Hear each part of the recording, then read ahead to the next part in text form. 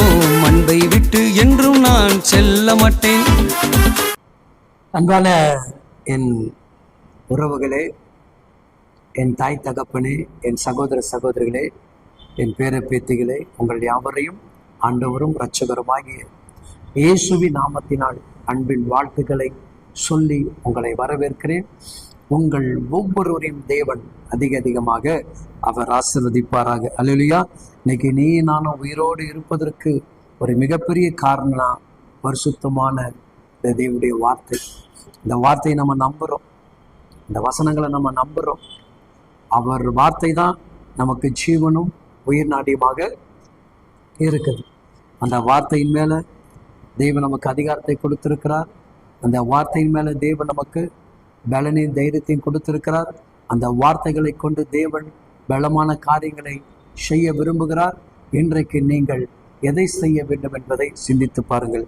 சங்கீதம் 119 அதிகாரத்தில் இவ்விதமாக சொல்லுகிறது. 77வது வசனம், நான் பிழைத்திருக்கும்படி உமது இரக்கங்கள் எனக்கு கிடைப்பதற்கு உம்முடைய வேதம் என் மனமகிழ்ச்சியாக இருக்கிறது. நான் பிழைத்திருக்கும்படி உமது இரக்கம் எனக்கு கிடைக்கும்படி, நான் இந்த உலகத்துல வாழணும், என் குடும்பத்துல வாழணும், நான் ஊழியங்கள் செய்யணும், பிறருக்கு முன்பாக நல்லது நான் செய்யணும் அப்படின்னா, நான் பிழைக்க வேண்டும்னா எனக்கு நீங்க இரக்கம் கொடுக்க வேண்டும்.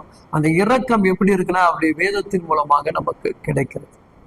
அப்படியே வசனங்கள், சத்தியத்தை அறிவீர்கள், சத்தியம்தான் உங்களை விடுதலையாக்கும் என்று சொல்லி நமக்கு அழகாக பைபிள் கற்றுக் கொடுக்கிறது. இரவும் பகலும் கர்த்தருடைய வேதத்துல தியானமாக இருக்கிற மனுஷன்தான் பாக்கியவன் என்று பைபிள் நமக்கு சொல்லுகிறது. அப்ப அந்த வார்த்தை, வானமும் பூமியும் ஒழிந்தாலும் என் வார்த்தைகள் ஒழிந்து போகாது என்று சொன்ன அந்த வார்த்தை, நான் சொன்ன வார்த்தைகள் ஒன்றும் தரையில் விழாது, அதை நிச்சயமாக நிறைவேற்றி கொடுப்பேன் என்று சொன்ன வார்த்தைகள். அந்த வசனம், என் வாயிலிருந்து புறப்படக்கூடிய என் வார்த்தைகள் வெறுமையாக திரும்பாது, நான் சொன்னதை செய்கிற அளவுக்கு அந்த வார்த்தையை நமக்குள்ள வச்சு நம்ம நிறைவேற்றுகிறார். அப்போ வசனம், தேவனுடைய வார்த்தையினுடைய வசனங்கள், சத்தியத்துடைய வார்த்தைகள், இந்த வசனம் இருந்தாதான், இந்த வார்த்தை இருந்தாதான் உனக்கு எனக்கு ஜீவனை. அதான் பேதுரு சொல்லுவான், நாங்கள் யாரிடத்தில் ஆண்டவரை போவோம், உம்மிடத்தில் அல்லவா ஜீவனுள்ள வார்த்தை உண்டு. ஆமென். இந்த வார்த்தை, நான் பிழைப்பது, நான் நிர்மூலமாகாது இருப்பது கர்த்தருடைய சுத்த கிருபையுடைய வார்த்தை. இப்படி வசனம் இல்லைன்னு வச்சுங்களேன், நம்மளாம் ஒண்ணுமே கிடையாது. ஏதோ ஒரு வகையில தேவ வார்த்தை நம்ம தினம் கேட்டுக்கிட்டே இருக்கிறோம் இல்லையா? பாடல் வரி மூலமா சில தேவ வசனத்தை கேட்கிறோம், சிலருடைய பிரசங்கத்தை கேட்கிறோம், சில டிராக்ஸை படிக்கிறோம், சில பிரசங்கியார்கள் எழுதின புத்தகத்தை படிக்கிறோம். ஏதோ ஒரு வகையில அவருடைய வார்த்தை என்ன பண்ணுதுங்க, அனுதினம் நமக்கு பிழைப்பு விட்டு கொண்டே இருக்கு. அதனால எந்த காலத்துல என்ன பண்ணாதீங்க, அவருடைய வார்த்தையை மறந்துடாதீங்க, அவருடைய வசனத்தை விட்டு விடாதீங்க. இந்த வசனத்துக்குள்ள நீங்க என்ன பண்ணுங்க, உறுதியாக பற்றி கொள்ளுங்கள். அவருடைய வார்த்தை தானே பண்ணுங்க உயிர்ப்பிக்கும். அதிலே இன்னொரு அழகாக சொல்லப்படுகிறது.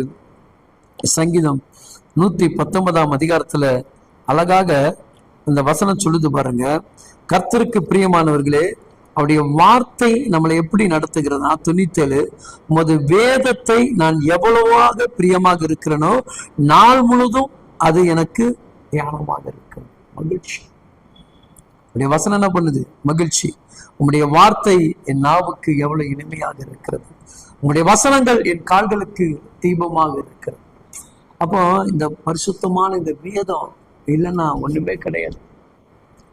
ஜீவனும் உயிரும் எல்லாமே இந்த வேதம் தான். இந்த வேதத்தை மறந்துடாதீங்க, படிங்க. உங்க வாழ்க்கை உயரும், உங்க சூழ்நிலை மாறும். சத்திய வசனத்துக்கு அதிகமாக முக்கியத்துவம் கொடுங்க. கர்த்தர் கிரியை செய்வார். God bless you.